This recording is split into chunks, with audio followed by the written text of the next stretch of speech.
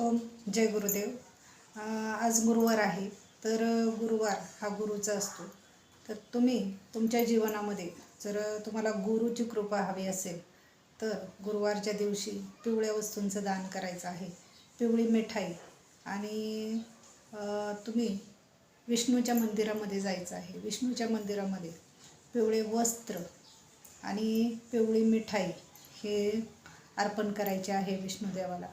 आणि तुमच्या जीवनात जेव्हा गुरु असतील तेव्हाच तुम्हाला पूर्ण ज्ञान मिळतं आणि तुम्ही ईश्वरापर्यंत आणि देवापर्यंत, आई भवानीपर्यंत जो मार्ग असतो तो गुरुपासूनच सुरुवात होते. जेव्हा तुम्हाला चांगले गुरु मिळतात तेव्हाच तुम्ही देवाच्या पायापर्यंत पोहोचू शकता. हे खरं आहे. तुम्ही कितीही नाही म्हटलं तरीही खरं आहे. देवापर्यंत पोहोचण्याचा मार्ग हा गुरुच आहे आणि गुरुच आपल्याला देवापर्यंत पोहोचवता असतात.